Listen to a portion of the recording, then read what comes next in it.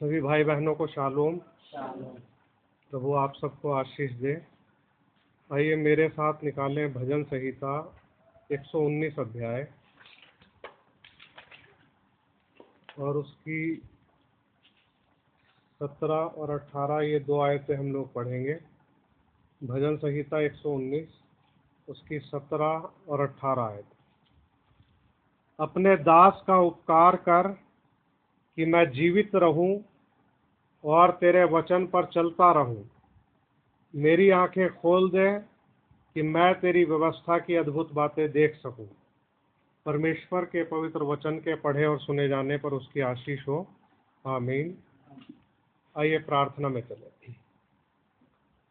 सर्वशक्तिमान अनुग्रहकारी दयालु स्वर्गीय पिता, प्रभु यीशु मसीह के नाम में हम आपके पास आते हैं और आपका धन्यवाद देते हैं आज के इस दिन के लिए। आपके अनुग्रह और दया से हम लोग यहाँ पर जमा हो सके हैं और कुछ भाई बहन फ़ोन के माध्यम से जुड़े हैं, उन सब के लिए धन्यवाद देते हैं।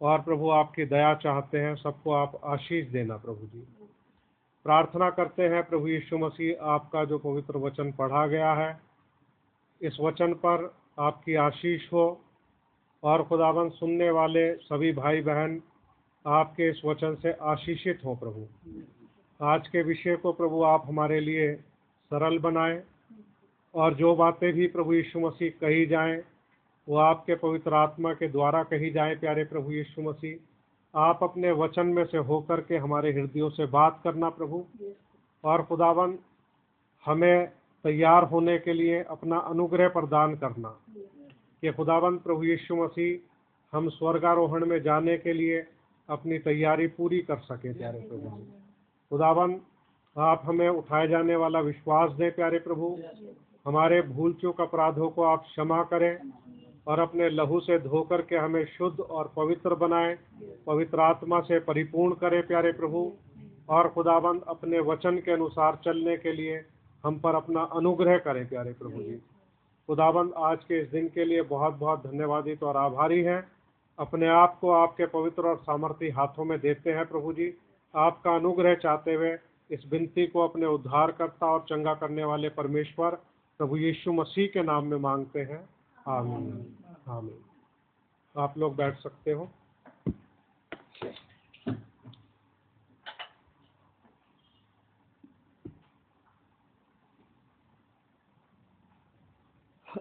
आज का जो विषय है इसका नाम है मेरी आंखें खोल दे। ओपन दाउ माइन आइज। मेरी आंखें खोल दे। जैसा कि इस आयत में लिखा हुआ है और इस विषय को आधार बना करके कुछ बातें मैं आपके सामने शेयर करूंगा और प्रभु हम सबकी सहायता करे और हमें आगे बढ़ाए, हमारी मदद करे। इससे पहले कि हम इस विषय में चले तो मैं आपसे ये कहना चाहूँगा कि जिस प्रकार से हम लोग परमेश्वर के पवित्र वचन को पढ़ते हैं, उसका अध्ययन करते हैं, उस प्रकार से हम उसका अध्ययन जो है वो करते रहें। चाहे हमें वचन समझ में ना भी आए फिर भी हमने वचन को अध्ययन करते रहना है। कोई बात अगर नहीं भी समझ में आती है कोई बात नहीं, लेकिन अपना अध्ययन करते रहो। और इसी प्रकार से जो भाई ब्राह्मण के संदेश हैं उन संदेशों को भी हम पढ़ने वाले संदेश जो हैं उनको पढ़ते रहें और जो सुनने वाले संदेश हैं उनको हम सुनते रहें। तो इन दोनों ही कामों से हमको जो है लाभ होगा।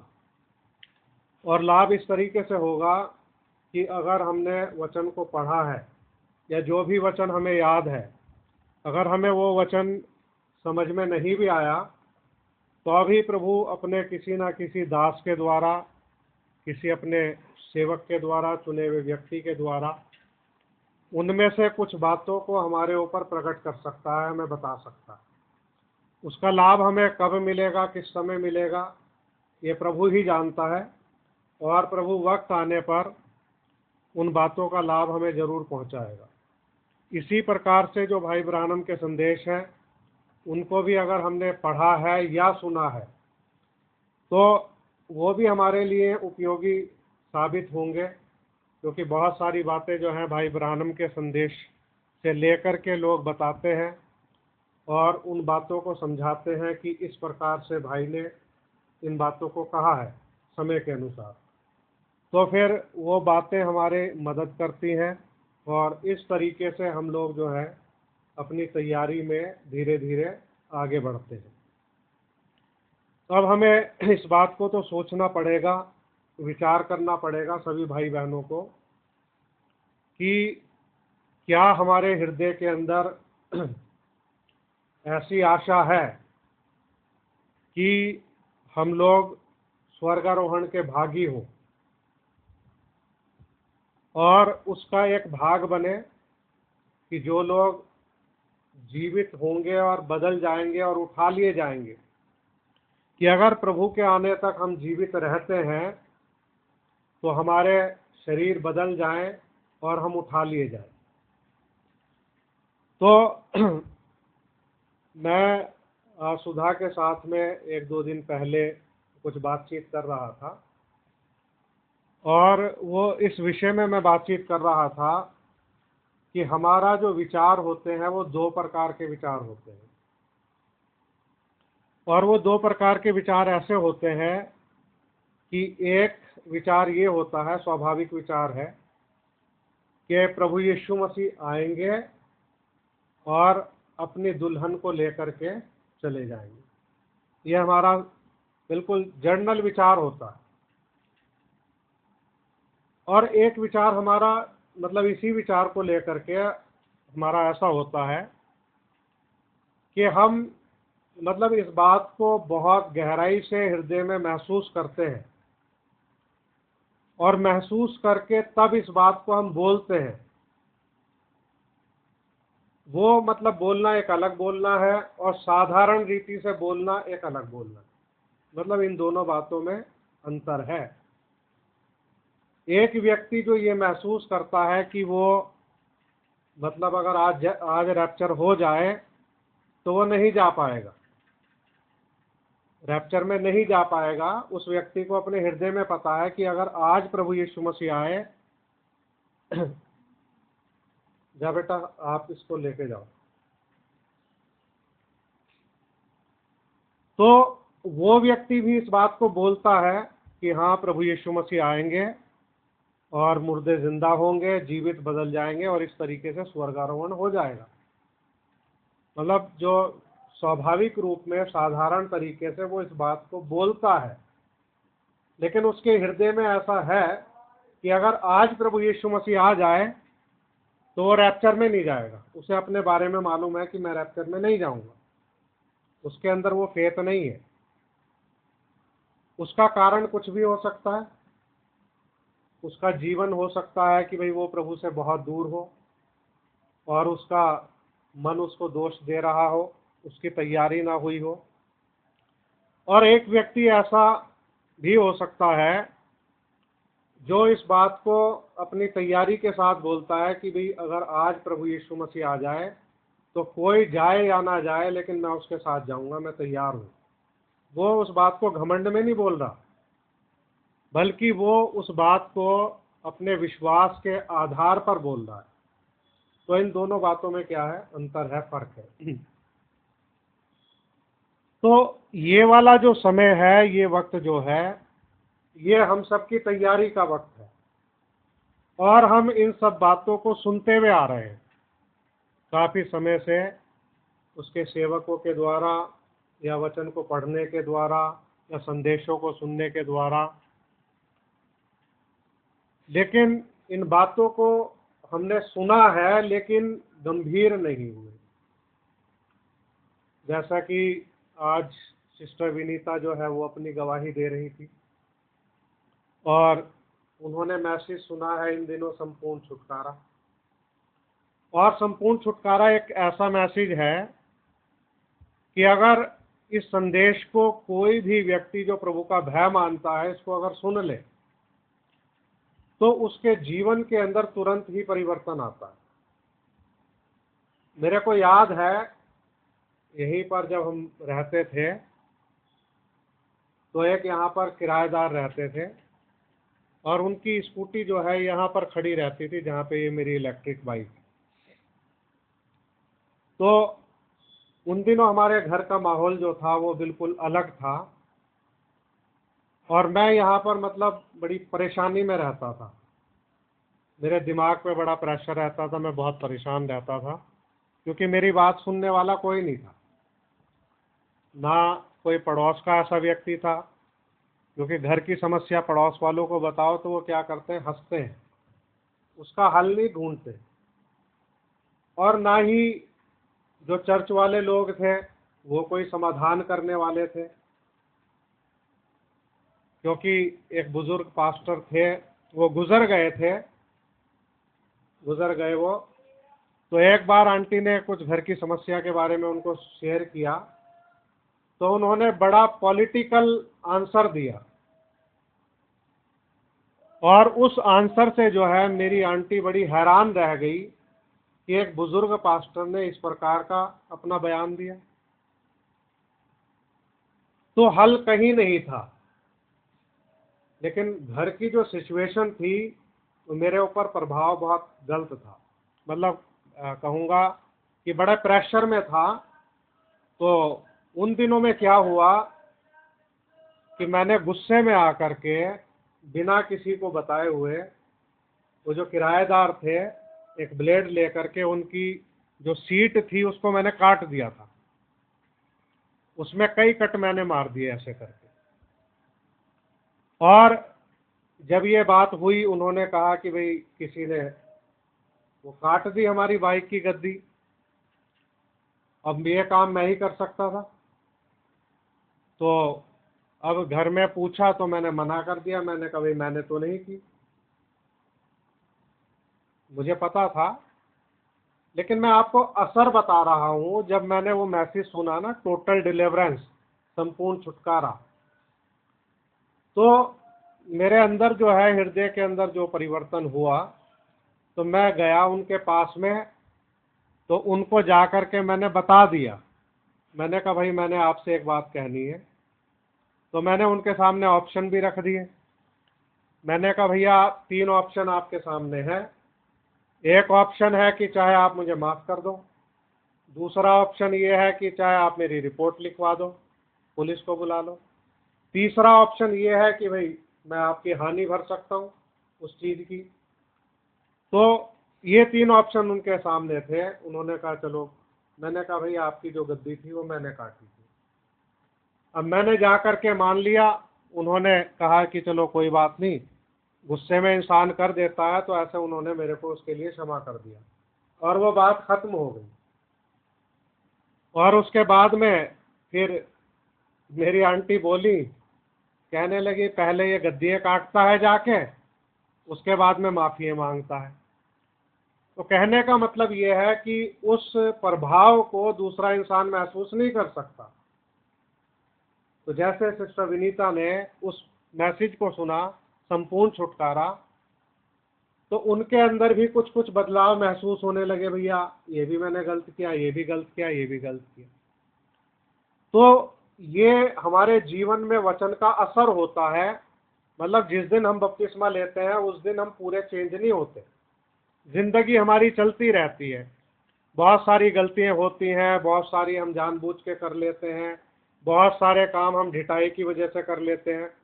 तो एज अ ह्यूमन बीइंग, मनुष्य होने के नाते ये सब कमी कमजोरियां दुर्बलताएं ये सब हमारे अंदर पाई जाती हैं। हालांकि हम इनको चाहते नहीं हैं, इनको हम पसंद नहीं करते हैं, इनको हम करना नहीं चाहते, लेकिन शरीर में दुर्बल होने की वजह से ये वाली सब चीज़ें इंसान कर देता है, उससे हो जाती है। तो पौलुस भी इसके बारे में ये बात बोलता है। वो कहता है कि इन सब पापों का करने वाला मैं नहीं हूँ। वो कहता है कि जो पाप मुझ में बसा हुआ है वो है, मतलब मैंने नहीं किया, क्योंकि मेरी इच्छा ही नहीं है। कि मेरी इच्छा क्या है, मैं तो परमेश्वर की व्यवस्था से प्रसन्न रहता हूँ, लेकिन जो पाप मुझ में बसा हुआ है उसने ये सब किया है। तो इस प्रकार से हम लोग बहुत बातों के ऊपर ध्यान नहीं देते, और बहुत बात ऐसी होती है कि भाई जो हमारे लिए पुरानी हो जाती है वो बातें, तो उसका असर भी हमारे जीवन के ऊपर से खत्म हो जाता है या कम हो जाता है। लेकिन मैं आपके सामने ये बात शेयर करना चाहता हूं, जैसा इसमें लिखा है, मेरी आंखें खोल दे। ये हमारा विषय है आज का, मेरी आंखें खोल दे। ये जो समय है जिसमें हम रह रहे हैं, इस समय में हमें एक पक्का अपना निर्णय लेना चाहिए, फाइनल निर्णय, पक्का बिल्कुल। और उस निर्णय में जो है बदलाव नहीं होना चाहिए। अभी जैसा कि यह आयत मैंने आपके सामने पढ़ दी, इसमें जो 17वीं आयत भी मैं आपके सामने पढ़ूंगा, उसमें लिखा है, अपने दास का उपकार कर कि मैं जीवित रहूं और तेरे वचन पर चलता रहूं। वो ऊपर की आयत में ये लिखा है कि अपने दास का उपकार कर कि मैं जीवित रहूं और तेरे वचन पर चलता रहूं, मेरी आंखें खोल दे। देखिए, इस बात को वो ही इंसान बोल सकता है जो ये महसूस करता है अपने हृदय के अंदर कि हां, उसको कुछ दिखाई नहीं दे रहा है। आत्मिक दृष्टिकोण की मैं यहां पर बात कर रहा हूं कि उसको कुछ दिखाई नहीं दे रहा है, या उसको जो दिखाई दे रहा है वो धुंधला धुंधला दिखाई दे रहा है। क्योंकि संसार में जो घटनाएं घटित हो रही हैं, संसार के अंदर जो बातें हो रही हैं, चाहे वो हमारी आंखों के सामने कुछ कुछ दिखाई दे रहा हो धुंधला सा, या पर्दे के पीछे की बातें हो जिसके बारे में हम पूरी तरीके से अनजान हैं, अनभिज्ञ हैं, जिसके बारे में हम कुछ भी नहीं जानते कि संसार के अंदर क्या हो रहा है। मैं आपको इसका एक उदाहरण देना चाहता हूं। जब तक कोरोना वायरस नहीं आया था, तो इसके बारे में कितने लोग जान पाए थे कि भैया हाँ, एक ऐसी महामारी आने वाली है जिसका नाम कोरोना है, और उसमें पूरी दुनिया में लॉकडाउन लग जाएगा और लाखों लोग जो है दुनिया से मर जाएंगे। कितने लोग इस बात को जानते थे? नहीं पता था लोगों को। लेकिन पर्दे के पीछे एक तैयारी चल रही थी इस बीमारी को फैलाने के लिए, कि किसी तरीके से जो है जनसंख्या को कंट्रोल किया जा सके, लोगों को मारा जा सके, और पॉपुलेशन कंट्रोल का जो उनका एजेंडा था जिस पे वो काम कर रहे थे, उसको वो अमली जामा पहनाने वाले थे। हो सकता है कि उनकी आशा ये रही हो कि इससे भी अधिक दुनिया में से कितने लोग साफ हो जाए। लेकिन ये तो परमेश्वर का अनुग्रह है, उसकी दया है कि जो बहुत से लोग इस वायरस की चपेट में आने के बाद भी जीवित बच गए, और बहुत से लोगों को ये स्पर्श भी नहीं कर सका, और बहुत से लोग जो है दुनिया से चले भी गए।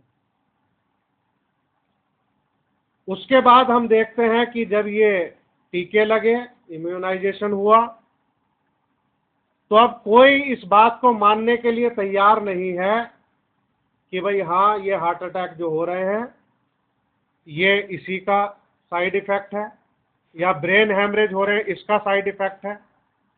मैं आपको एक बात बताना चाहता हूं, हमारी बुआ की लड़की है, विजय उसका नाम है। उसके जैसे ही ये टीका लगा,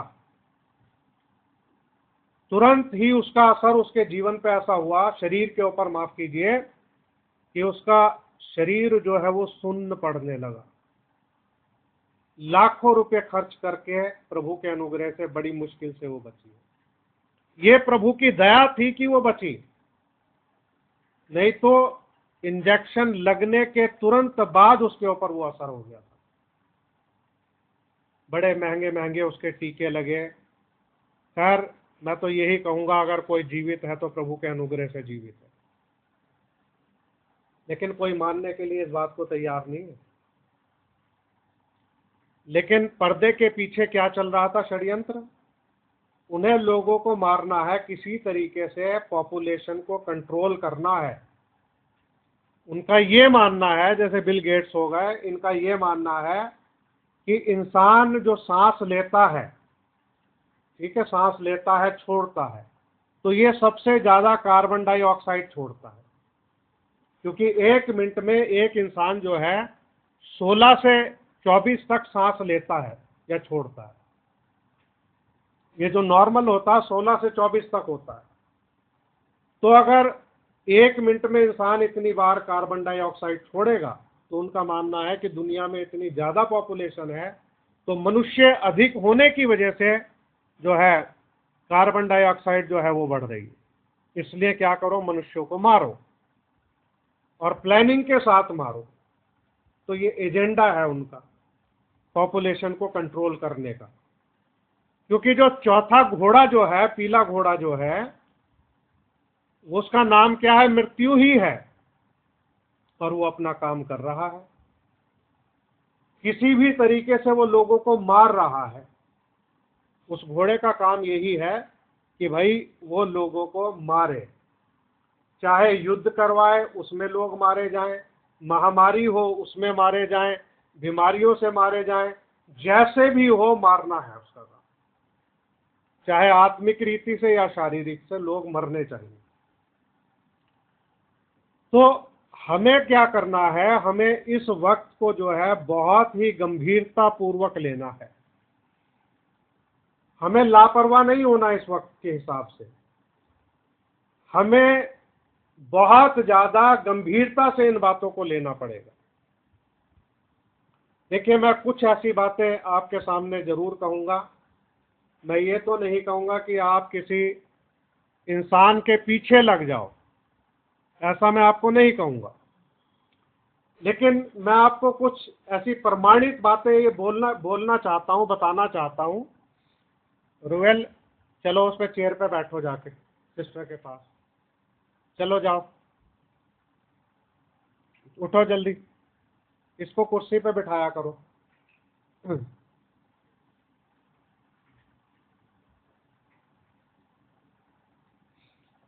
तो इस समय को जो है हमें बहुत ज्यादा गंभीरता पूर्वक लेना है। इसको हल्के ढंग में नहीं लेना। हमें ये सोचना है कि प्रभु यीशु मसीह वास्तव में आने वाले हैं, और उनके आमद के जो निशान हैं वो इस दुनिया में दिखाई दे रहे हैं। हमें क्यों गंभीर होना है, वो बात मेरे दिमाग से उतर गई थी, मैं फिर आपको बता देता हूँ। तो इस तरीके से थोड़ा माइंड डाइवर्ट हो जाता है, कई बार बच्चों की वजह से या किसी की वजह से दिमाग से बात उतर जाती है।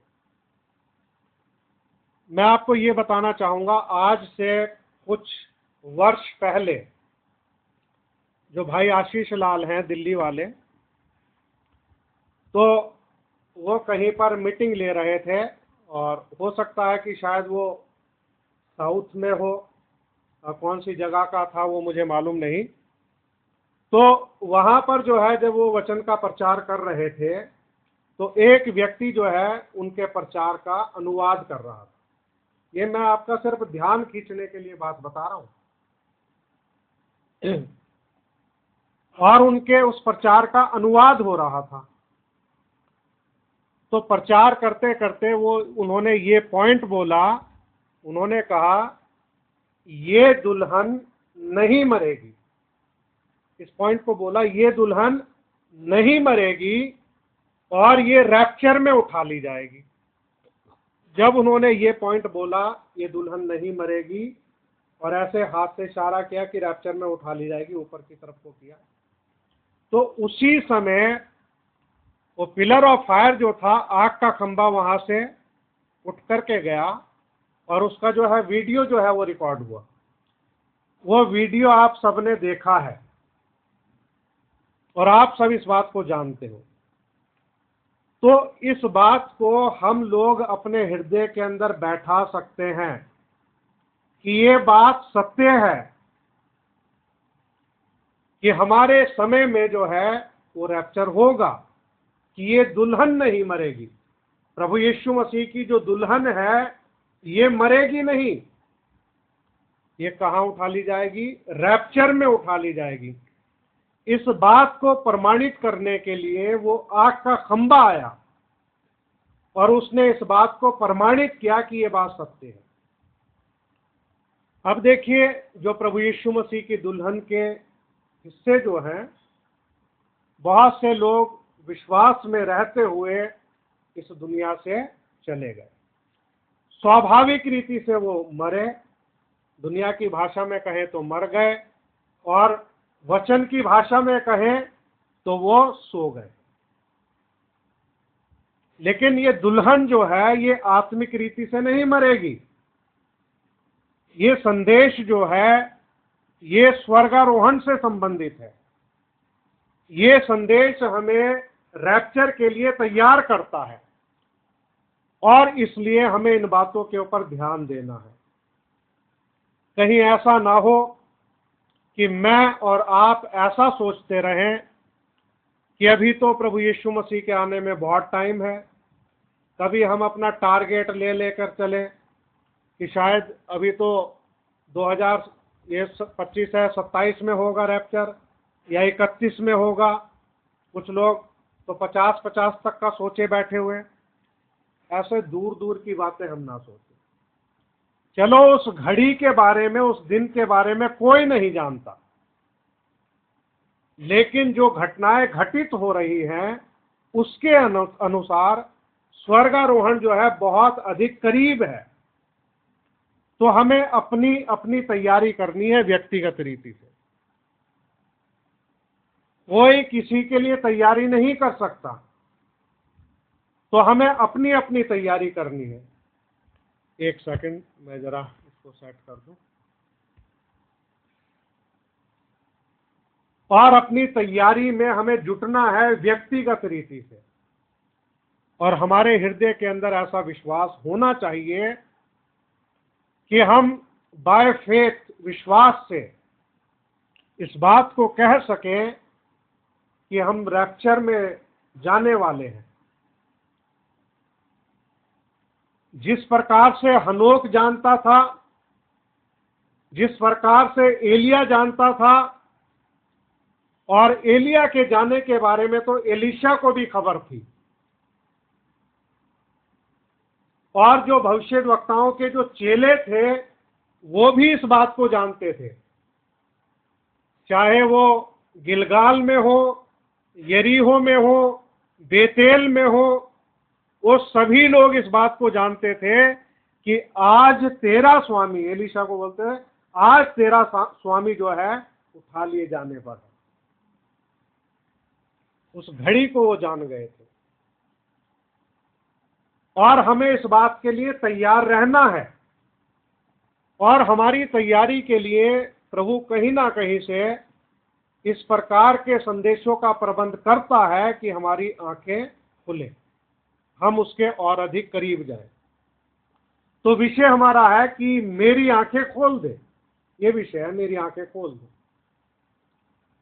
क्या हम व्यक्तिगत रीति से तैयार हैं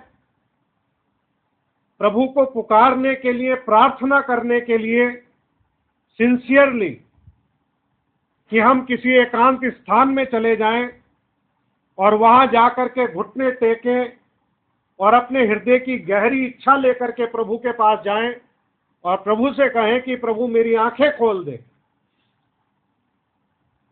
कि मेरी आंखें खोल दे कि इस समय में जो घटनाएं घटित हो रही हैं वर्तमान समय में, कि इनको मैं देखने पाऊं। क्योंकि जब तक हमें वचन से ये घटनाएं दिखेंगी नहीं, हमें मालूम नहीं पड़ेगा, तो हम परमेश्वर का भय नहीं मानेंगे, और ना हम परमेश्वर के करीब आएंगे, ना हम अपने गुनाहों को मानेंगे, और ना ही हम प्रभु से ये कहेंगे कि प्रभु आप हमें पवित्र बनाएं, और ना हम अपने विषय में जागरूक होंगे। इसके लिए ये जरूरी है कि भाई हमारी आंखें खुल जाएं। अब देखिए, जब कोई व्यक्ति अंधा होता है उसे ही इस बात का मालूम होता है कि भाई कितनी मुश्किलें उसके सामने। अब एक व्यक्ति अंधा था, बाइबल के अंदर ना जाने कितने लोगों ने उसके पास आकर के गवाही दी कि एक व्यक्ति है यीशु नासरी, जो दाऊद की संतान में का है, दाऊद की संतान है, वो तेरी आंखें खोल सकता है। कैसे मेरी आंखें खोल सकता है? तो उसके सामने गवाहियां शुरू हो गई, और जब इंसान गवाही सुनता है तो सुनने से विश्वास आता है। उस अंधे व्यक्ति ने प्रभु यीशु मसीह को देखा नहीं था, लेकिन उसके बारे में सुना था, तो हृदय में विश्वास आ गया कि यीशु नासरी जो है वो बड़े बड़े अद्भुत काम करता है, दाऊद की संतान है। आप देखिए कि वो कितना बेसब्री से इस बात का इंतजार कर रहा होगा कि जब मुझे मौका मिलेगा तो मैं प्रभु को पुकारूंगा। अब यीशु मसीह जा रहे थे, एक भीड़ उसके पीछे पीछे चल रही थी। उसको सुनाई दिया, उसके कानों में कुछ पड़ा कि भाई ये आवाज कैसी है, ये तो एक भीड़ के जाने की आवाज आ रही है। और जब उसको पता चला कि यीशु नासरी जा रहा है, आप सोचिए, प्रभु यीशु मसीह जा रहे थे, भीड़ उसके पीछे थी। और ब्रदर ब्रानम बताते हैं कि भीड़ की कोई विशेष गिनती नहीं होती कि ये बताया जा सके कि हाँ कितने लोग थे, वो भीड़ थी। तो उसने चिल्लाना शुरू कर दिया, हे यीशु दाऊद की संतान। और जब वो चिल्ला रहा था तो जो लोग यीशु मसीह के पीछे पीछे जा रहे थे उन्होंने उसको डांटा कि मत चिल्ला, चुप हो जा। लेकिन वो किसी के कहने से नहीं रुका, क्योंकि वो अंधा था, वो देखना चाहता था। उसके हृदय की इच्छा थी कि उसकी आंखें खोली जाएं, वो भी बाकी लोगों की तरह देख सके। वो और अधिक चिल्लाने लगा। तो मेरे प्रिय भाई बहनों, भाई ब्रानम बताते हैं कि वो अंधा जो चिल्ला रहा था उसने प्रभु यीशु मसीह को रोक दिया। उसकी चिल्लाहट को सुन के प्रभु यीशु मसीह रुक गए, और प्रभु यीशु मसीह ने कहा उसको बुला करके लाओ। पूछा, मैं तेरे लिए क्या करूं? उसने कहा, प्रभु मैं चाहता हूं कि मैं देखने लगूं। तो प्रभु यीशु मसीह ने उसकी आंखों को खोल दिया। एक बड़ा अद्भुत काम उसके जीवन के अंदर हुआ कि उसकी आंखें खुल गई। और यहां पर भजनकार जो है इस बात को लिखता है, अपने दास का उपकार कर कि मैं जीवित रहूं। वो जीवित रहना चाहता है और तेरे वचन पर चलता रहूं। तो वचन पर चलने के लिए जो है इंसान के लिए क्या जरूरी है कि उसकी आंखें खुल जाएं कि वो परमेश्वर की व्यवस्था की अद्भुत बातें देख सके। क्योंकि जब तक दिखाई नहीं देगा तो हम कैसे चलेंगे उस वचन पर? जब हमारी आंखें खुल जाएंगी तो उसकी व्यवस्था की अद्भुत बातें हमें दिखेंगी, फिर हम उन बातों पर चलेंगे, उन बातों से हमें जीवन मिलेगा। ये सारी बातें एक दूसरे से जुड़ी हुई है। जब कोई व्यक्ति परमेश्वर के पास जाता है और प्रार्थना करता है कि हे परमेश्वर मेरी आंखें खोल दे कि तेरी व्यवस्था की अद्भुत बातें देख सकूं, तो उसकी आंखें खुलवाने का मकसद जो है वो यही होता है कि मुझे जीवन मिल सके, जिंदगी मिल सके। इसलिए वो चाहता है कि उसकी आंखें खुल जाए और प्रार्थना करता है इस बात के लिए। तो मेरे प्रिय भाई बहनों, इसको हम सुन के भूले ना। जिसकी आंखें खुली हुई हैं उसको तो मैं नहीं कहूंगा, लेकिन आप में से कोई भी व्यक्ति अगर ऐसा महसूस करता है कि उसकी आत्मिक आंखें खुलने की जरूरत है, तो हम प्रभु यीशु मसीह के पास जाएं सिंसियरली, और अपने घुटने टेक करके उससे प्रार्थना करें और उससे कहें कि प्रभु तू मेरी आंखों को खोल दे, मेरी आंखों को खोल दे, तो निश्चय ही प्रभु यीशु मसीह आंखों को खोल सकता है। क्योंकि प्रभु यीशु मसीह ने कहा कि मैं इसलिए आया हूं कि जो अंधे हैं वो देखने लगे, यानी कि अंधों को दृष्टि देने के लिए प्रभु यीशु मसीह आया। और वो आजकल सर्वदा एक सा है, लेकिन अगर हमारे हृदय के अंदर इच्छा नहीं है तो कोई कुछ नहीं कर सकता। हमने कितने लोगों के साथ में ऐसी कोशिश की, उनको उत्साहित करने का कोशिश की कि किसी तरीके से उनको उत्साहित करें, प्रोत्साहित करें वचन पढ़ने के लिए, दुआ के लिए, अच्छी बातों के लिए। वो सारी कोशिशें बेकार हो गई।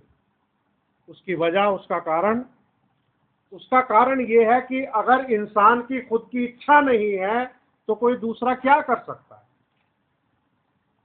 थक हार के इंसान बस यही करता है कि कभी जब प्रार्थना के लिए बैठते हैं और वो व्यक्ति अगर आंखों के सामने घूम जाए, ध्यान आ जाए उसका, तो उसके लिए भी प्रार्थना कर देते हैं कि प्रभु अपना अनुग्रह करना।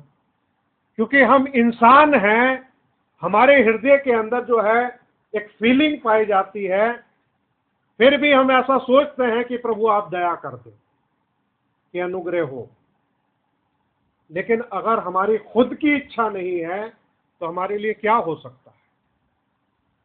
तो अगर हम चाहते हैं कि हमारी आंखें खुले तो उसके लिए हमें प्रार्थना करनी पड़ेगी, अपने लिए, खुद के लिए प्रार्थना करनी पड़ेगी, प्रभु से मांगना पड़ेगा, कहना पड़ेगा, तब हमारी आंखें खुलेंगी। क्योंकि यहाँ पर भजनकार कहता है मेरी आंखें खोल दे कि मैं तेरी व्यवस्था की अद्भुत बातें देख सकूं।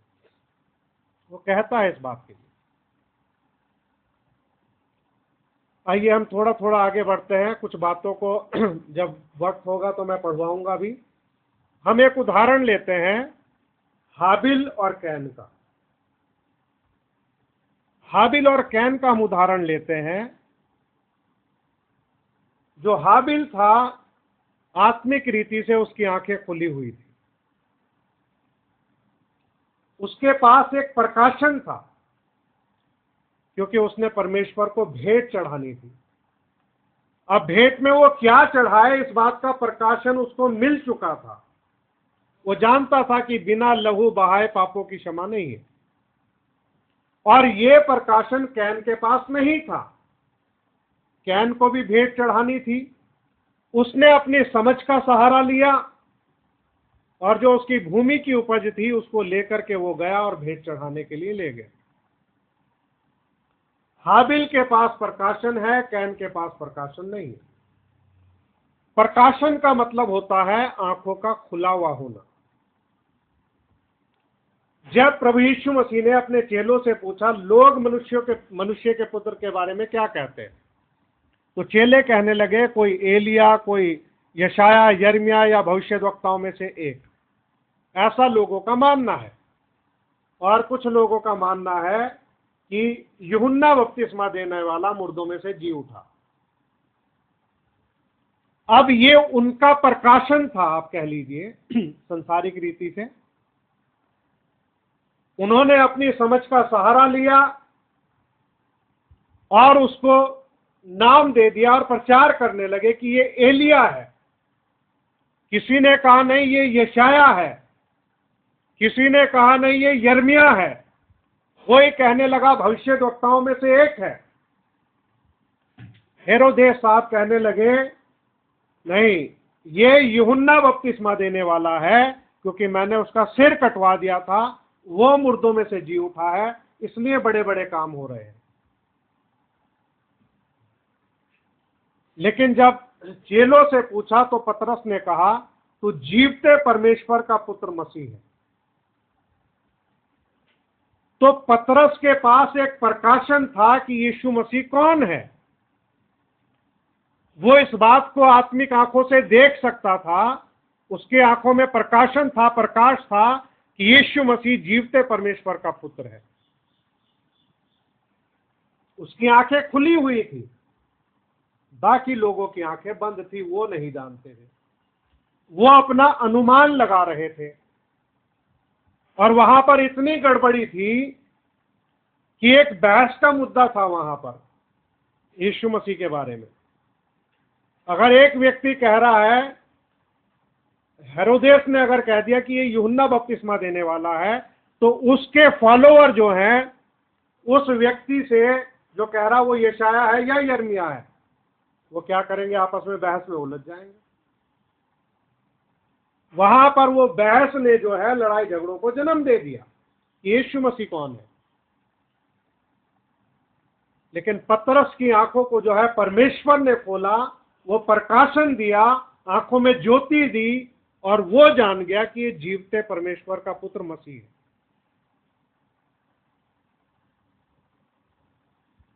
और इसी प्रकार से नतनएल के साथ हुआ। नतनएल कहने लगा, क्या नासरत से कोई अच्छी वस्तु निकल सकती है? फिलिप्पुस ने कहा, चलकर देख ले।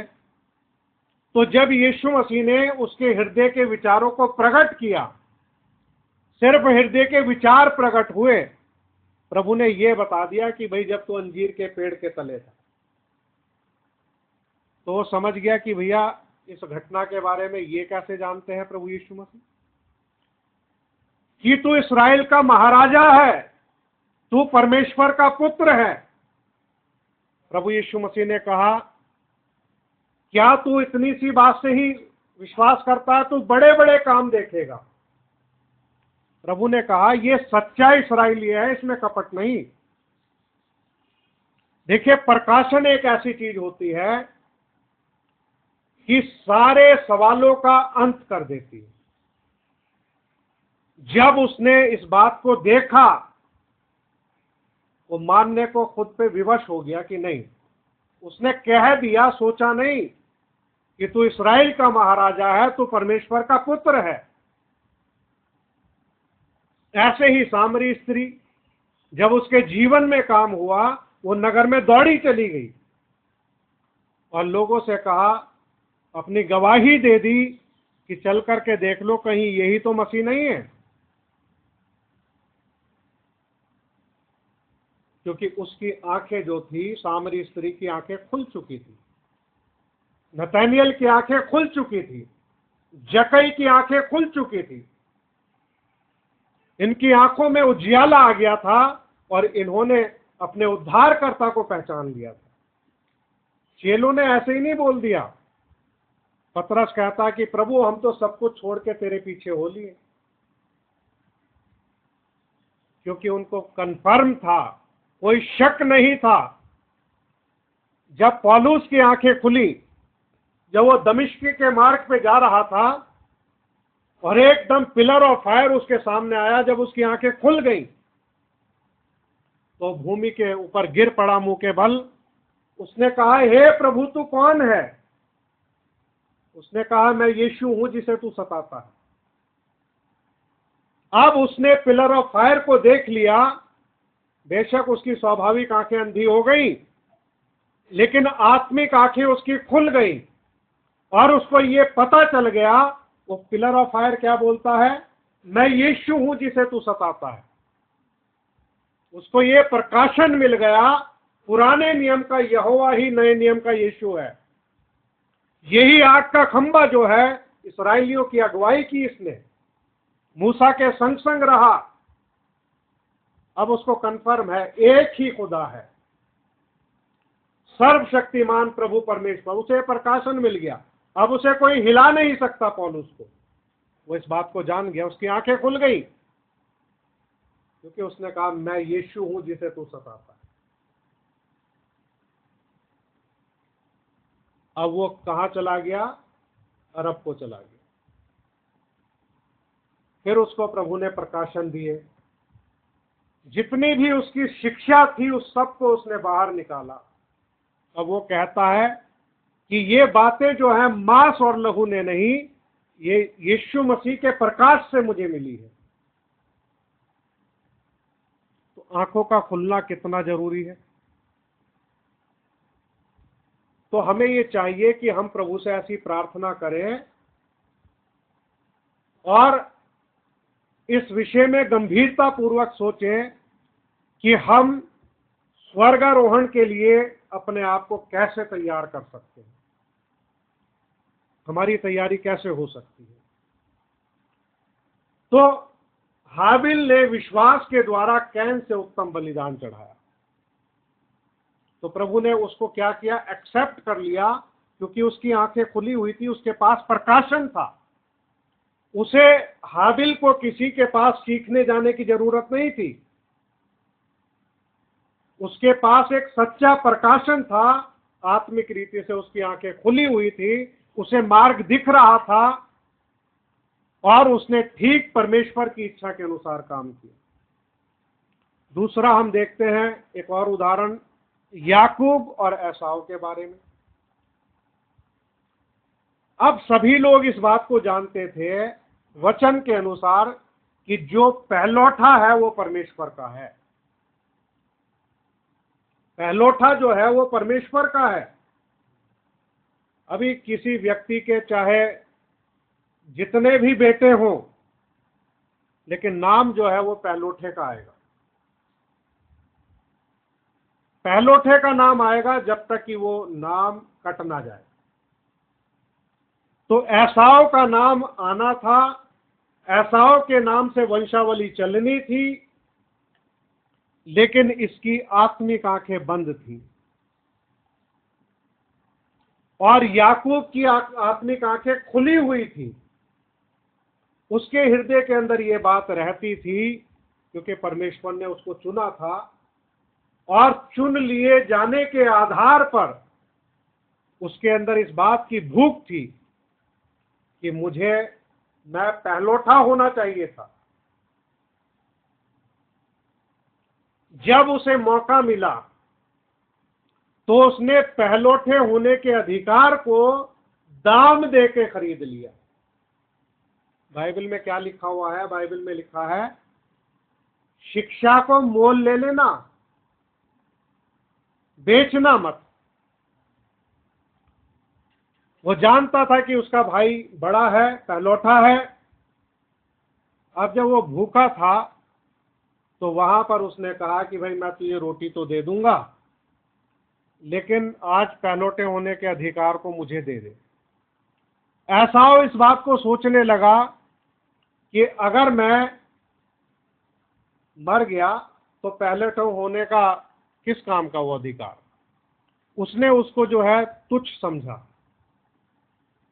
और उसने कहा ठीक है भाई, आज से तू मेरा बड़ा भाई, मैं तेरा छोटा भाई।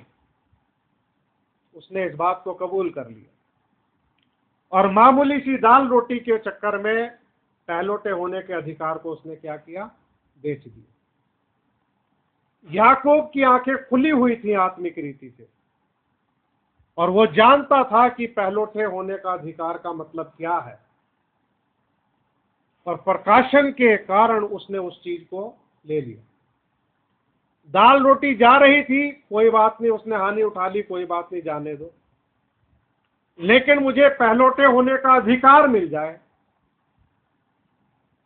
आज मिशनों ने भी क्या किया, वो भी अपने पहलौठे होने के अधिकार को जो है मामूली सी दाल रोटी में बेच देते हैं। थोड़ी सी तनख्वाह के लिए, थोड़े से पैसे के लिए वो क्या किया, उन्होंने वचन को छोड़ दिया कि भाई हमारा पेट भरना चाहिए, अगर हम मर गए तो ये वचन किस काम का हमारे। तो इसलिए उनको चिंता हो गई अपनी दाल रोटी की, इसलिए उन्होंने क्या किया, वचन की सच्चाई को एक तरफ रख दिया और रीति रिवाजों को अपना लिया और एक तरीके से पहलौठे होने के अपने अधिकार को मामूली सी दाल रोटी के चक्कर में बेच दिया। उसकी कीमत वो नहीं जानते। मूसा को हम देखते हैं कि मूसा जब सियाना हुआ, जब उसकी आंखें खुल गईं, तो वो कहां चला गया, उसको समझ में आ गया मेरे भाई बहन ये हैं जो ईंट और गारे में मतलब एक कठिन सेवा में, कठिन परिश्रम में लगे हुए हैं। अपने पैरों से जो हैं वो मिट्टी को तैयार करते हैं, हाथ पैर उनके बस मिट्टी में ही हुए पड़े हैं। कठिन परिश्रम।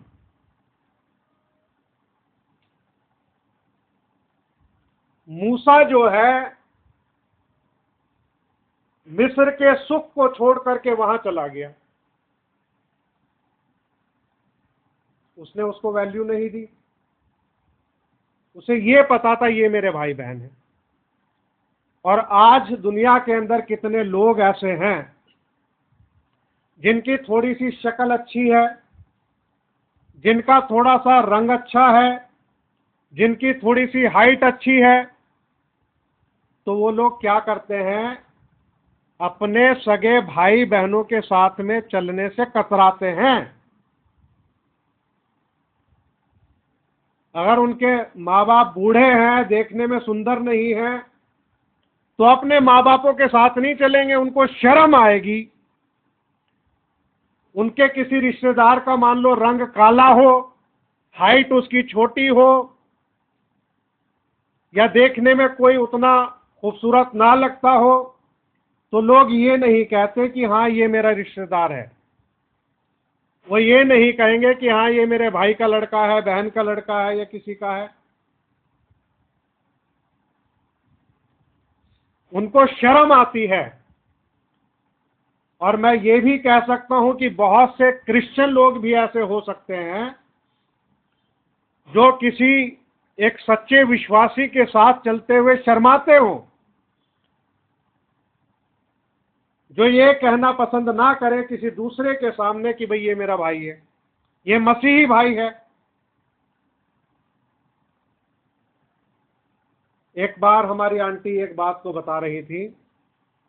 वो गई थी एक कमांड हॉस्पिटल में दवाई लेने के लिए। तो वहां पर उन्होंने देखा कि ये एक अच्छा पॉइंट आपको बता रहा हूं।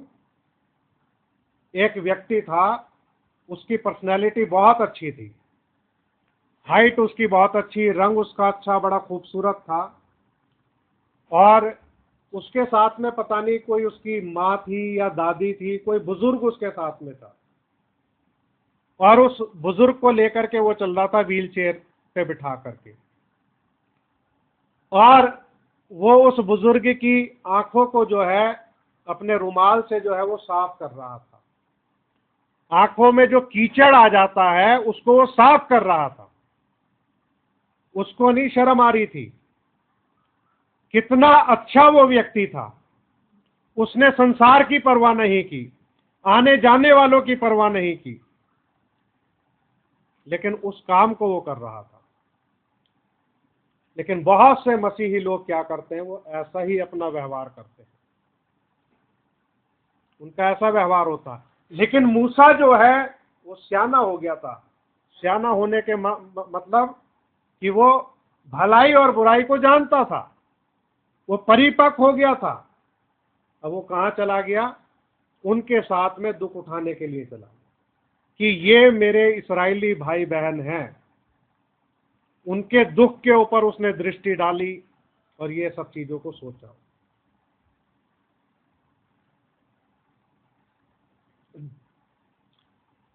तो हमारी आंखें खुलना बहुत जरूरी है। तो एसाव की आंखें बंद थी, तो उसने पहलौठे होने के अधिकार को तुच्छ समझा।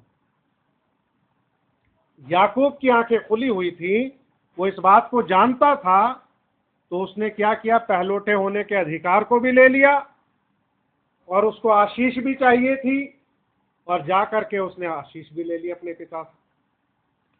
बेशक वो आशीष लेना उसके लिए बड़ा रिस्की था कि अगर उसका पिता उसको पहचान ले तो कहीं आशीष के बदले उसको श्राप ना दे दे। लेकिन फिर भी वो आशीष लेने के लिए गया, उसने उसके लिए कोशिश की। और हम देखते हैं कि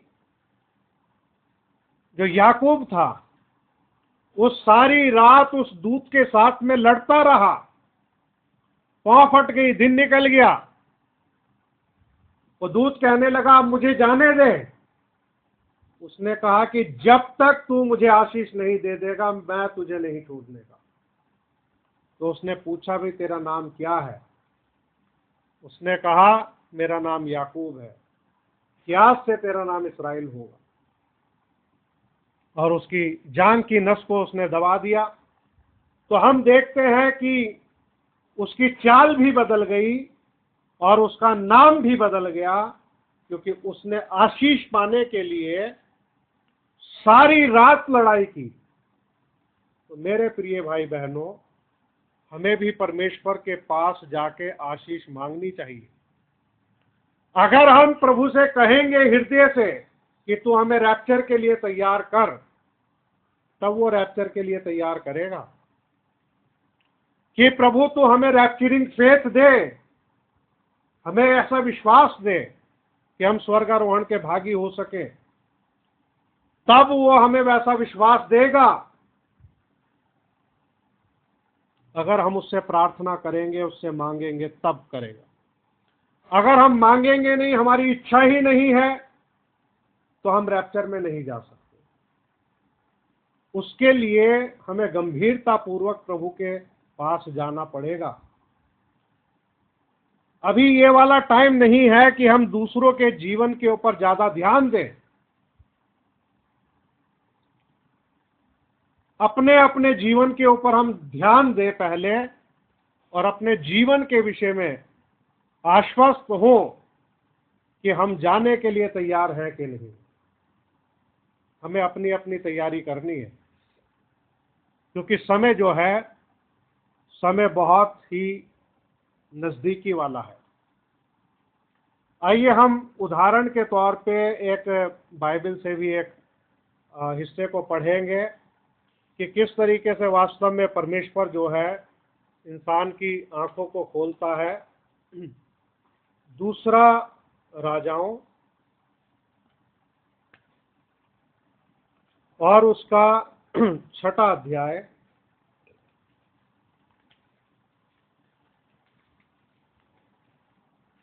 और उसकी कुछ आयतें मैं आपके सामने पढ़ूंगा, संभवतः 8 से 23 तक। आइए हम इसको देखते हैं। अराम का राजा इस्राएल से युद्ध कर रहा था और सम्मति करके अपने कर्मचारियों से कहा, अमुक स्थान पर मेरी छावनी होगी। तब परमेश्वर के भक्त ने इस्राएल के राजा के पास कहला भेजा, चौकसी कर और अमुक स्थान से होकर ना जाना, क्योंकि वहां अरामी चढ़ाई करने वाले हैं। अब देखिए, एलीशा जो था ये एक भविष्यद्वक्ता था, इस्राएल में एक भविष्यद्वक्ता था। अराम का राजा जो है इस्राएल पर चढ़ाई करने वाला था, और एलीशा ने जो है संदेश दे दिया। अब एलीशा जो है उसकी आंखें खुली हुई थी, वो सब देख रहा था, सब सुन रहा था, उसको सब मालूम था। और उसने इस्राएल के राजा को कहला भेजा कि अमुक स्थान से ना जाना। तब इस्राएल के राजा ने उस स्थान को, जिसकी चर्चा करके परमेश्वर के भक्त ने उसे चिताया था, दूत भेजकर अपनी रक्षा की, और इस प्रकार 1-2 बार नहीं वरन बहुत बार हुआ। अब देखिए यहां लिखा है, ऐसा 1-2 बार नहीं बल्कि बहुत बार हुआ कि एलीशा जो है इस्राएल के राजा को पहले से चिता देता था कि ऐसा होने वाला। इस कारण अराम के राजा का मन बहुत घबरा गया। अतः उसने अपने कर्मचारियों को बुलाकर उनसे पूछा, क्या तुम मुझे ना बताओगे कि हम लोगों में से कौन इस्राएल के राजा की ओर का है?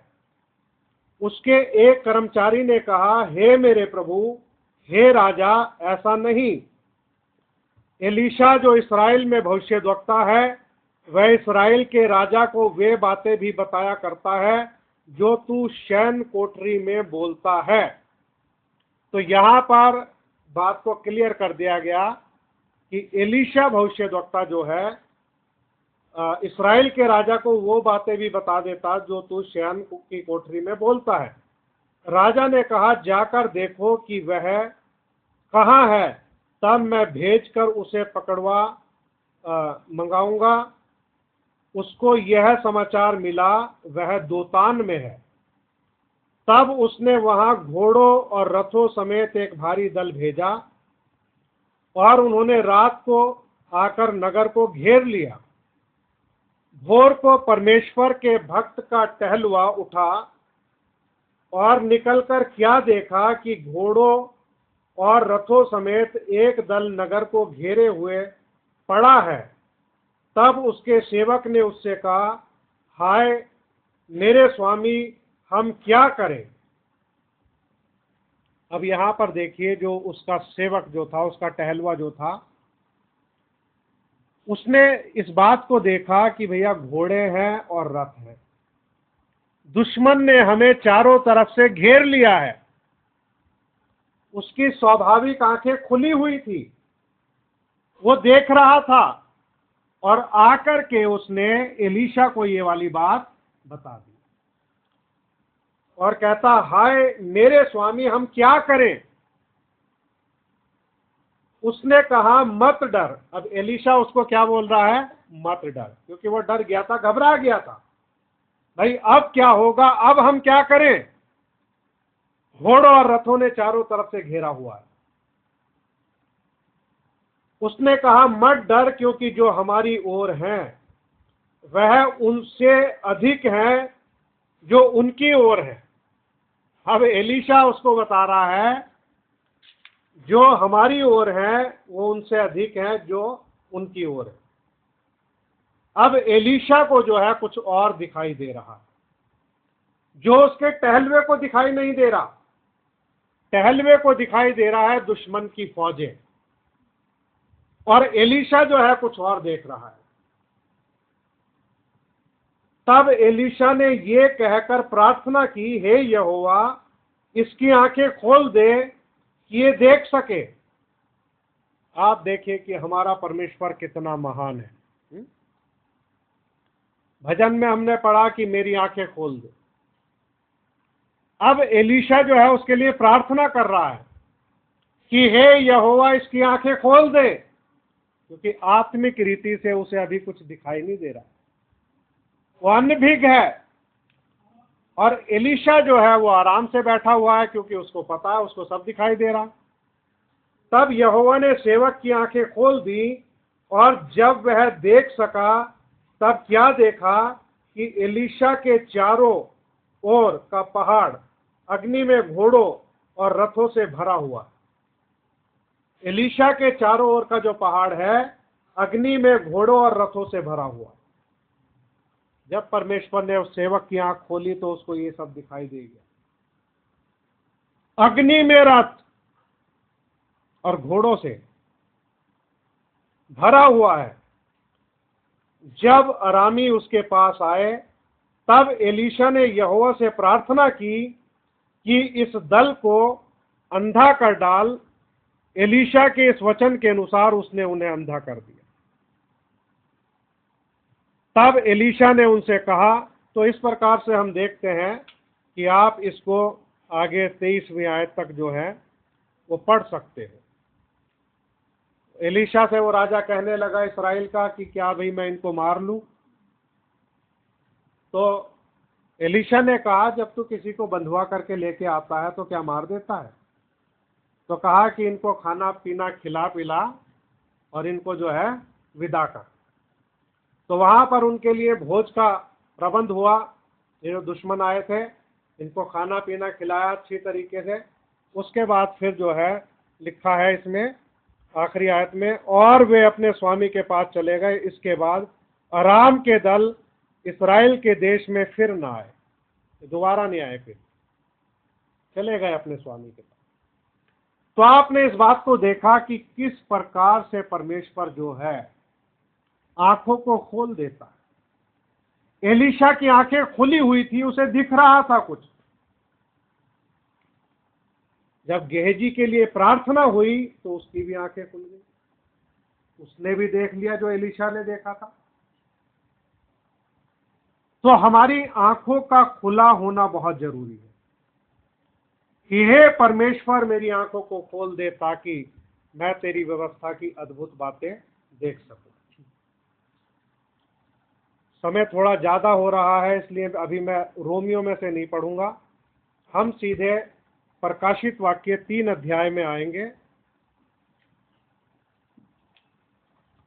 और इसमें से हम 17 और 18 आयत पढ़ेंगे। फिलहाल यहां लिखा है, तू जो कहता है मैं धनी हूं और धनवान हो गया हूं और मुझे किसी वस्तु की घटी नहीं, और ये नहीं जानता कि तू अभागा और तुच्छ और कंगाल और अंधा और नंगा है, इसीलिए मैं तुझे सम्मति देता हूं कि आग में ताया हुआ सोना मुझसे मोल ले कि तू धनी हो जाए, और श्वेत वस्त्र ले ले कि पहनकर तुझे अपने नंगेपन की लज्जा ना हो, और अपनी आंखों में लगाने के लिए सुरमा ले ले कि तू देखने लगे।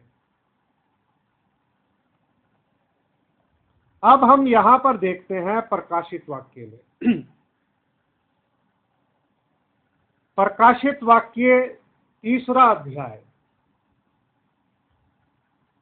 इसमें ये लिखा हुआ है, तू जो कहता है कि मैं धनी हूं और धनवान हो गया हूं। यहां पर जो इंसान का दृष्टिकोण है, इंसान जो यहां पर देख रहा है और अपने बारे में वो बोल रहा है, तो वो क्या कह रहा है इस लौदीकियाई कलीसियाई काल में? इंसान जब अपने आप को देखता है तो वो क्या कहता है? मैं धनी हूं। मैंने बहुत से लोगों को ऐसा कहते सुना है। एक बार मैं किसी जगह गया था और एक भाई जो था, किसी संस्थाई मंडली का था वो भाई, वो मुझे अपने घर ले गया। अब आप किसी प्रचारक को अगर अपने घर लेके जा रहे हो तो आप इस उद्देश्य से लेकर के जाओ कि भाई आप वहां पर कुछ वचन सुनो या कुछ सीखो आगे बढ़ने के लिए। तो वो व्यक्ति जब मुझे अपने घर ले गया, उसने मुझे बिठाया, फिर वो जो होता है चाय पानी पिलाना, खाना पीना करना, और बिठाते ही उसने जो है बताना शुरू कर दिया कि भाई हमारे पास जो था पहले बहुत छोटा सा घर था, अब ये हमें प्रभु ने बड़ा घर दे दिया। वो दिखा रहा वो धनवान है, और उसने वो सब चीजें जो है, जो सांसारिक चीजें हैं, उनको दिखाना और बताना शुरू कर दिया। दूसरे शब्दों में वो मुझे अपने घर इसलिए लेकर के गया था कि प्रभु ने उसको बहुत आशीष दी है। और फिर वो प्रार्थना करने लगा। कुछ और भी बात ऐसी हुई है जो मैं अभी नहीं बोलूंगा, क्योंकि कई बार सुनने वालों के ऊपर प्रभाव गलत हो जाता। और वो इस बात को दिखाना चाह रहा था कि भाई हमें परमेश्वर ने बड़ी आशीष दी है कि किसी वस्तु की घटी नहीं। तो इंसान यही करता है कि वो कहता है कि मैं धनवान हो गया हूं, मैं धनी हूं, धनवान हो गया हूं, मुझे किसी वस्तु की घटी नहीं। हमारे पास सब कुछ है। वो सबसे पहले किस चीज को रखेंगे सामने? स्वाभाविक चीजों को रखेंगे। देखो हमारे पास घर है, पहले नहीं था, अब हमारे पास घर है। पहले हमारे पास कार नहीं थी, अब हमारे पास कार है। हमारे घर में एसी लगा हुआ है, हमारे घर में ये चीजें हैं। तो सब चीजें आपको दिखाएंगे इस बात को बताने के लिए कि भैया वो धनी है, धनवान हो गए, क्योंकि उनकी आंखें उसी को देख रही हैं। क्योंकि आजकल जो संदेश प्रचार हो रहा है दुनिया के अंदर, वो यही हो रहा, प्रॉस्पेरिटी वाला, कि भैया प्रार्थना करो तुम्हारा बिजनेस चल जाएगा और इस तरीके से तुम तरक्की करोगे, यही सब होता है। यही सब बातें बताई जाती हैं वहां पर, और वो इसी को अपनी आशीष समझ बैठते हैं। वो अपने आत्मिक क्षेत्र में नहीं बताएंगे, क्योंकि कुछ कहने के लिए नहीं, क्योंकि आंखें बंद है। यही दिख रहा है कि भाई यही आशीष है, खुदा ने घर दे दिया, पैसा दे दिया, बिजनेस दे दिया, ये सब चीजें यही आशीष है। लेकिन प्रभु क्या कह रहा है? प्रभु ने कहा, और ये नहीं जानता कि तू अभागा है, तुच्छ है, कंगाल है और अंधा और नंगा है। तो प्रभु ने इतनी बातें गिनवा दी। ये प्रभु यीशु मसीह आत्मिक दशा को बता रहे हैं कि इंसान की आत्मिक दशा कैसी है। मतलब वो दरिद्र है, जिसको कहते हैं घृणित, घिनौना, इस तरीके की उसकी दशा है। अंधा है, नंगा है, तुच्छ है, कंगाल है। प्रभु ने कहा कि आग में ताया हुआ सोना मुझसे मोल ले।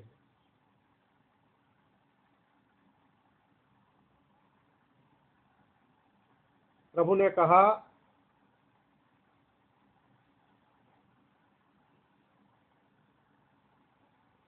इसीलिए मैं तुझे सम्मति देता हूं कि आग में ताया हुआ सोना मुझसे मोल ले, कि तू धनी हो जाए।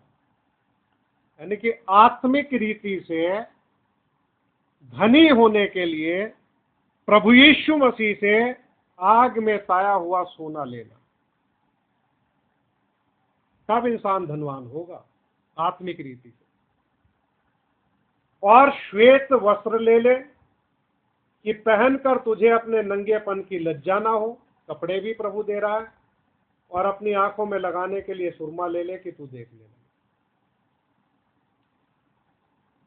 इस बात को, उदाहरण को समझने के लिए जो प्रभु ने यहां पर बोला है, इसको समझने के लिए आपको वो धनवान व्यक्ति के दृष्टांत को समझना पड़ेगा, जिसके घर के अंदर मूसा और नबियों की किताबें तो हैं, लेकिन वो उनकी सुनता नहीं है। तो बाइबल ने उसको क्या काउंट किया? धनवान काउंट किया, क्योंकि वो ऐश आराम से रहता था और राजसी पोशाक थी, खाने पीने की कोई कमी नहीं थी, उसके पास में सारी संसार की चीजें थी। सांसारिक दृष्टिकोण से वो धनवान था।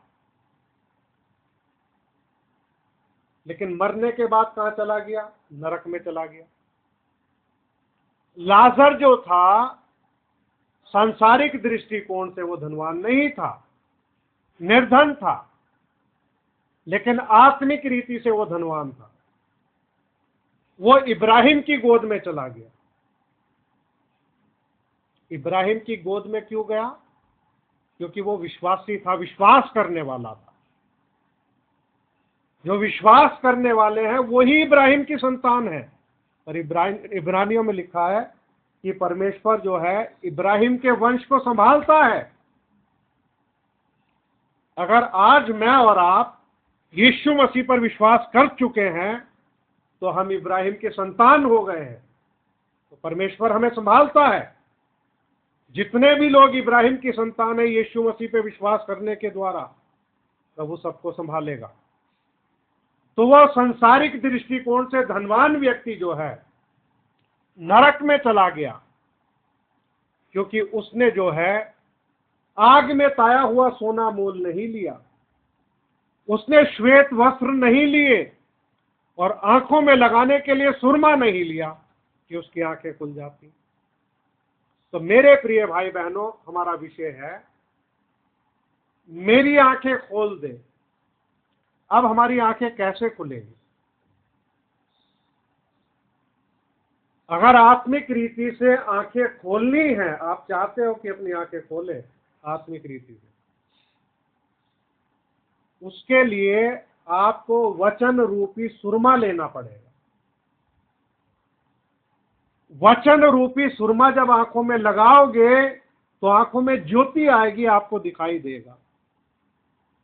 उदाहरण के तौर पर, जैसा कि आप इन दिनों में देख रहे हो, बहुत सारी चीजें आपको दिखाई देंगी। एक दो उदाहरण देता हूं। आपने खच्चर देखा होगा। इंसान ने अपनी बुद्धि का इस्तेमाल किया और घोड़े और गधे को मिलाकर के क्या पैदा कर दिया? खच्चर पैदा कर दिया। और खच्चर की सृष्टि जो है परमेश्वर ने नहीं की, लेकिन अब खच्चर पैदा हो गया है तो जितने दिन उसने जीना है उतने दिन ही वो जिएगा, उसके बाद में वो खत्म हो जाएगा, मर जाएगा, क्योंकि उसमें लाइफ नहीं है। इसी प्रकार से जो है जॉन्की बनाया गया। इसका हमने टीवी में काफी साल पहले न्यूज में देखा था। तो जेबरे को और गधे को मिलाकर के जॉन्की बना दिया। आधे पे उसमें वो धारिये हैं और आधे पे मतलब डोंकी और जेबरा इनको मिलाया, तो वो भी खत्म हो जाएगा, मर जाएगा, क्योंकि उसमें भी जीवन नहीं है। तो इसी प्रकार से सब चीजों को हाइब्रिड किया जा रहा है। जो बीज हैं उनको भी हाइब्रिड किया जा रहा है। सब चीजों में मिलावट की जा रही है। अब ये जो मिलावटी संसार जो है ये इतना तेज तर्रार है, ये परमेश्वर के वचन में भी मिलावट करता है। और कब से कर रहा? पौलुस के जमाने से कर रहा। पौलुस ने कहा कि हम औरों के समान वचन में मिलावट नहीं करते। अब जितने भी ये मिलावटी लोग हैं ये भी हाइब्रिड हो गए। आप इसको ऐसे समझिए बात को, मतलब कैसे चीज मरती है। आपने एक घोड़े को और एक गधे को मिलाया और उससे बना दिया एक खच्चर। अब खच्चर तो आपको मिल गया। अब एक तो खच्चर जो है आगे उसका रिप्रोडक्शन नहीं होगा, तो और खच्चर पैदा नहीं कर सकता, और जितनी उसकी लाइफ है उसके बाद वो मर जाएगा, खत्म हो गया, डिस्ट्रक्शन हो गया उसका। इसी प्रकार से जो प्रचारक लोगों को तैयार किया गया है, जो हाइब्रिड प्रचारक है, प्रचारक ये तैयार तो हो गए हैं, जैसे मुर्गी के चूजे तैयार किए जाते हैं मशीन में, उनमें भी कोई जीवन नहीं होता, वो भी खत्म हो जाते हैं। तो इसी प्रकार से इनका भी एक टाइम है, अनंत जीवन नहीं है इनके पास में। ये हाइब्रिड वाले जो हैं एक दिन जो है नष्ट हो जाएंगे, खत्म हो जाएंगे, क्योंकि इनके अंदर लाइफ नहीं। क्योंकि अगर वचन में मिलावट कर दिया तो हाइब्रिड बन जाएगा। और देखिए धोखा इतना तगड़ा है, आप कैसे उसको समझोगे।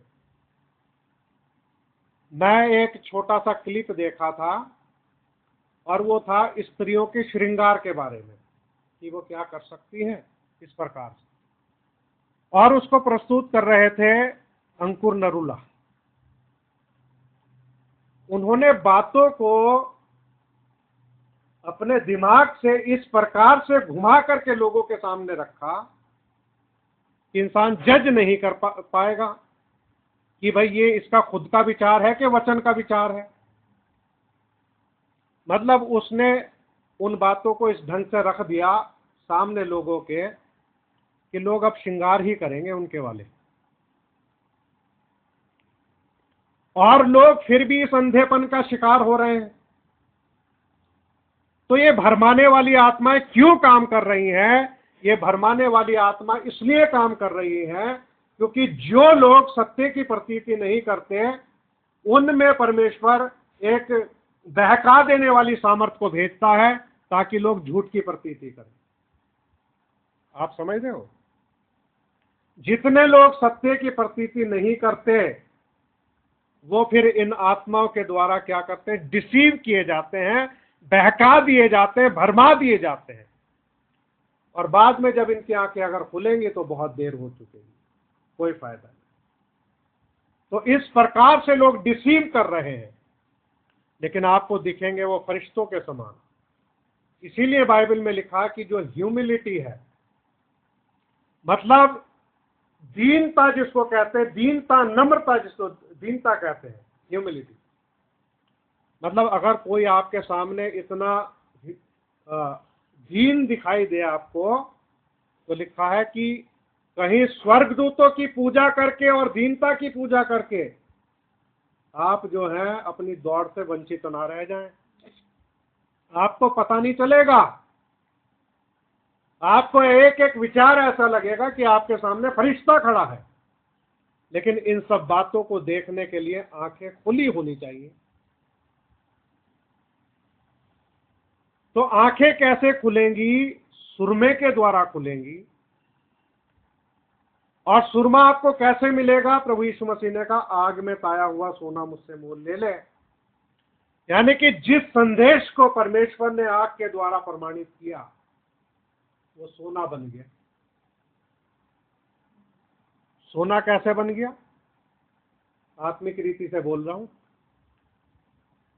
कि तुम्हारा परखा हुआ विश्वास आग से ताए हुए सोने से बहुमूल्य है। समझ रहे मेरी बात? कि तुम्हारा परखा हुआ विश्वास आग में ताए हुए सोने से बहुमूल्य है। देखिए, धन के द्वारा मृत्यु से बचाव नहीं होगा, लेकिन धार्मिकता जो है मृत्यु से भी बचाएगी। बस हमें विश्वास में बने रहना। अब देखिए कैसे हमारी आंखें खुलती है, मैं आपको वो बता रहा हूं। मैंने थोड़ा सा आपको बताया हाइब्रिड के बारे में, थोड़ा सा बताया कि कैसे मिलावट करके सब चीजों को दूषित किया जा रहा है और कैसे इंसान में भी ये सब चीजें जो है पैदा कर रहे हैं खराबियां। अब आगे हम बढ़ते हैं।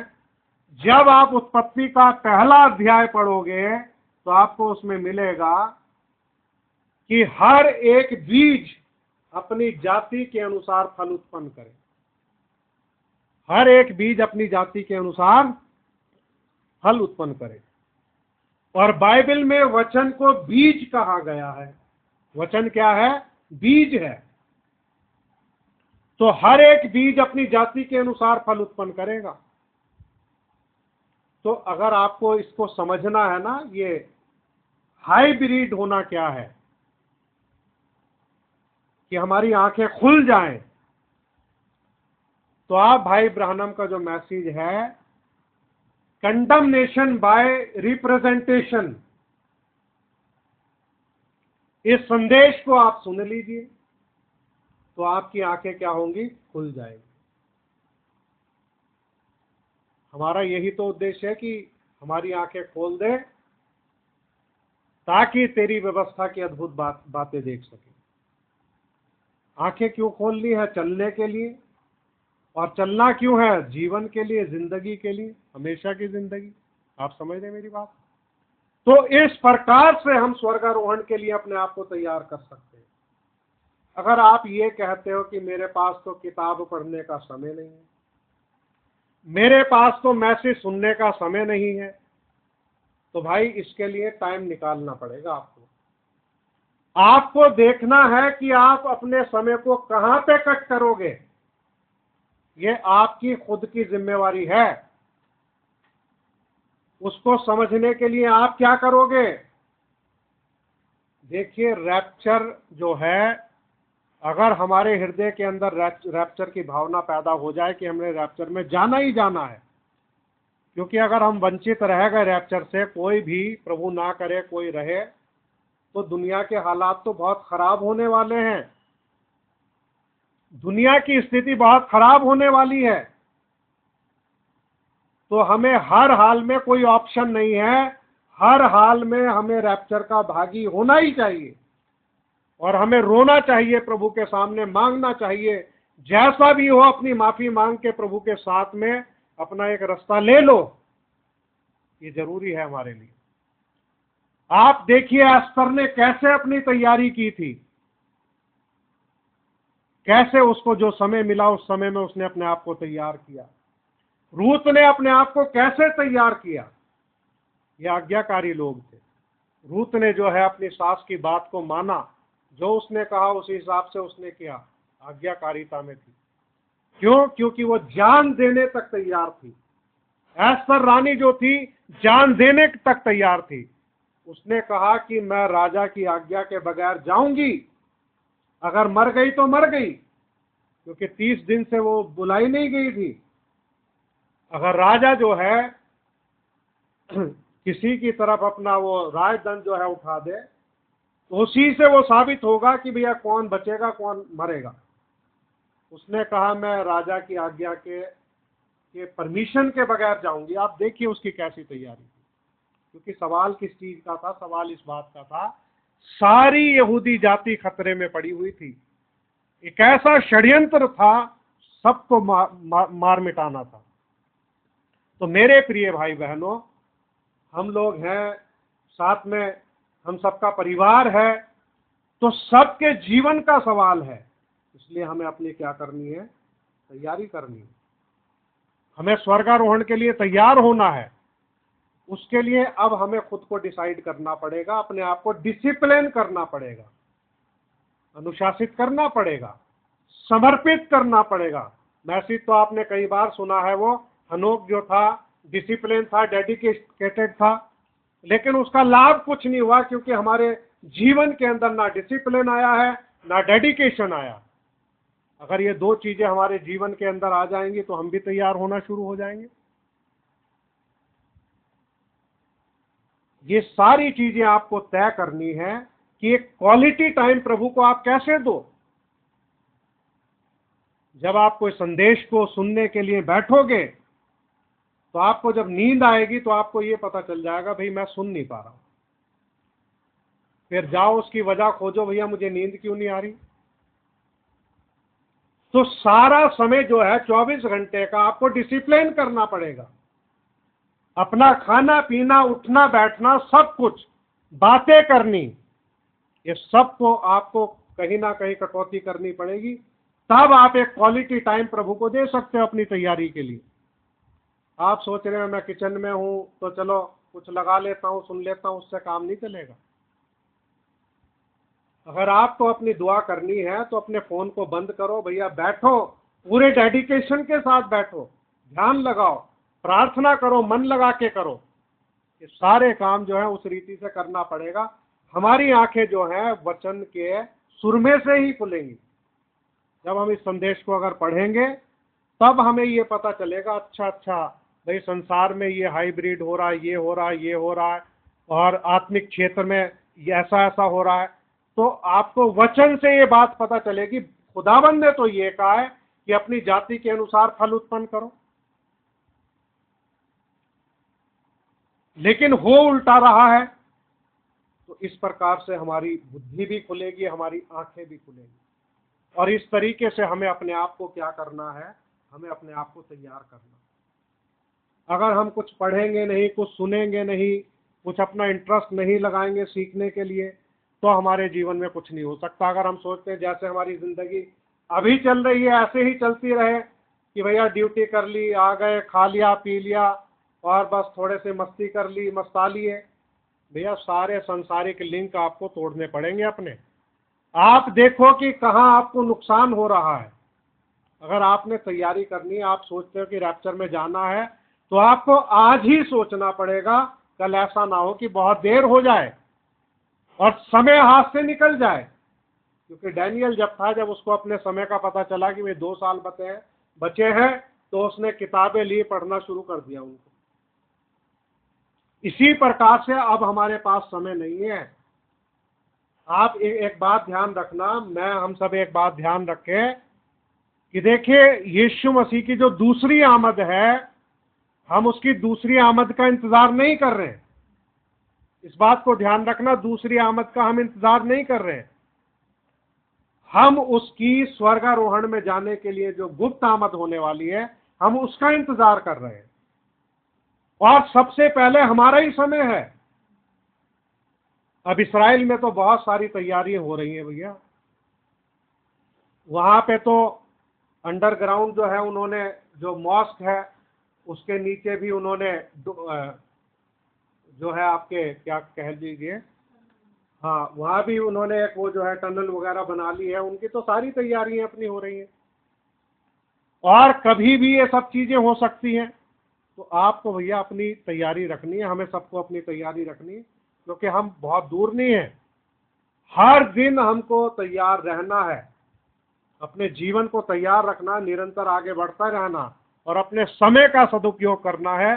जो भी हमारे हित की और लाभ की आत्मिक बातें हैं उनको पढ़ते और सुनते रहना है, प्रार्थना में रहना है, एक दूसरे के टच में रहना है, ताकि हम जो है स्वर्गारोहण के लिए तैयार हो सके। प्रभु आपको आशीष दे। इस विषय को मैंने आपके सामने इसलिए रखा है ताकि हम अपनी आंखों के लिए प्रार्थना करें कि प्रभु हमारी आंखें खोल दे और हमें इस संसार में जो होने वाली बातें हैं वो वचन के द्वारा दिखाई देने लगे। और हमारे लिए यही है कि आंखों में लगाने के लिए सुरमा। तो इस युग में जिस भविष्यद्वक्ता दूत को भाई को प्रभु ने भेजा है, भाई ब्राहनम को, उसके पास जो संदेश आया है वो सच्चा संदेश है। तो इस संदेश को हम देखें, इसके प्रकाश में हम देखें, तो प्रभु हमारा मार्गदर्शन करेगा, हमारे जीवन में परिवर्तन होगा, हम उसके भय में चल सकेंगे, उसके आगमन के लिए तैयार हो सकेंगे। प्रभु आप सबको आशीष दे। आइए अपने स्थानों पर खड़े हो जाएं और हम लोग दुआ में चलेंगे। और आप अपने हृदय में इस बात को सोच सकते हो कि किसको ज़रूरत है कि उसकी आंखें खोली जाएं, तो प्रार्थना करेंगे, प्रभु अनुग्रह करे। धन्यवाद धन्यवाद धन्यवाद धन्यवाद धन्यवाद। प्यारे अनुग्रहकारी दयालु प्रभु यीशु मसीह, आपका हृदय से धन्यवाद देते हैं। आपने हम पर अपनी दया दृष्टि बना करके रखी मेरे प्रभु, अपना अनुग्रह किया, आज के दिन तक संभाल के रखा प्रभु यीशु मसीह। हम खुदाबंद आपकी उपस्थिति में आते हैं प्रभु, अपनी दुर्बलताओं और कमजोरियों के साथ प्यारे प्रभु जी, क्योंकि हम मनुष्य हैं प्यारे प्रभु, और हमसे बहुत बार प्रभु वो काम हुए हैं खुदाबंद जो आपको पसंद नहीं है प्यारे प्रभु जी।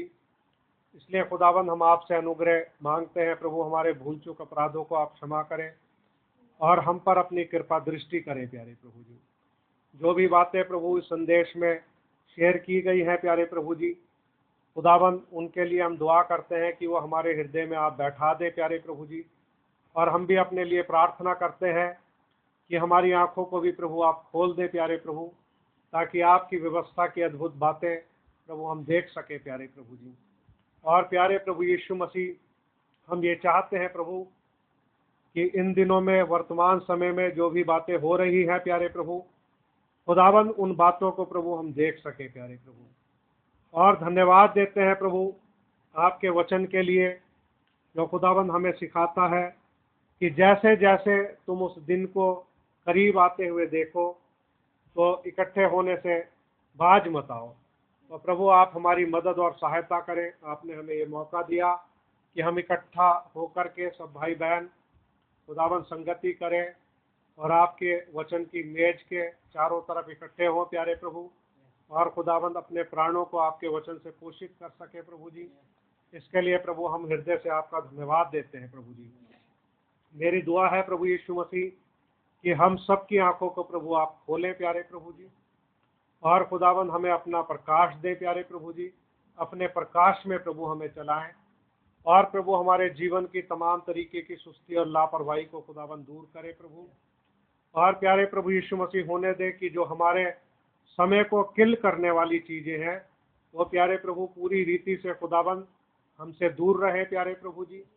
और खुदाबंद हम आपसे ये दुआ करते हैं प्यारे प्रभु जी कि खुदाबंद, जबकि मोबाइल के माध्यम से इंसान का बहुत ज़्यादा समय खराब होता है प्यारे प्रभु, मेरी प्रार्थना है कि अपने बच्चों को सद्बुद्धि दें कि इसका उचित इस्तेमाल करें प्यारे प्रभु, और सिर्फ ज़रूरत के समय प्रभु अच्छी बातों के लिए इसका इस्तेमाल करें प्यारे प्रभु। मेरी ये दुआ है कि इसके लिए प्रभु आप सबको आशीष दें प्यारे प्रभु, और सबको अलर्ट करें प्यारे प्रभु, सबको बुद्धि और समझ दे प्यारे प्रभु जी। और खुदाबंद सबके हृदय के अंदर प्रभु आप अपने वचन को प्यारे प्रभु जी भर दे प्यारे प्रभु, हमें पवित्र आत्मा से भर दे प्यारे प्रभु यीशु मसीह, और अपने वचन के द्वारा प्यारे प्रभु जी हमें आगे बढ़ाते रहें प्यारे प्रभु। हमें पूरी तरीके से प्रभु यीशु मसीह आप तैयार करें प्रभु, ताकि हम स्वर्गारोहण के भागी हो सके प्यारे प्रभु जी। हमें पवित्र बनाएं, हमें शुद्ध करें प्यारे प्रभु, और अपने वचन से भरते चले जाएं प्यारे प्रभु जी, और हमारी आंखों को खोलते चले जाएं प्यारे प्रभु यीशु मसीह। खुदावन प्रभु यीशु मसीह, हम खुदावन कुछ और हिस्से थे जो लिखे तो थे, लेकिन प्यारे प्रभु जी उनको पढ़ा नहीं गया प्यारे प्रभु जी। मेरी दुआ है प्यारे प्रभु यीशु मसीह, आप अपनी तरफ से अपने आत्मा के द्वारा प्रभु उन बातों के द्वारा जो वचन में लिखी हुई है, ये खुदावन हम सबकी आंखों को खोलने के लिए प्रभु आप प्रेरणा दें प्यारे प्रभु, और हमें आगे बढ़ाएं प्यारे प्रभु। हम सारा आदर महिमा प्रभु आपको देते हैं, हमारे भूल चूक अपराधों को क्षमा करें। इस दुआ को प्रभु यीशु मसीह के नाम में मांगते हैं, आमीन। अब हमारे प्रभु यीशु मसीह का अनुग्रह अब से लेके हमेशा तक उन ईमानदारों पर और इस छोटे से झुंड पर होता रहे, आमीन। सब भाई बहनों को शालोम। प्रभु यीशु मसीह आप सबको आशीष दे।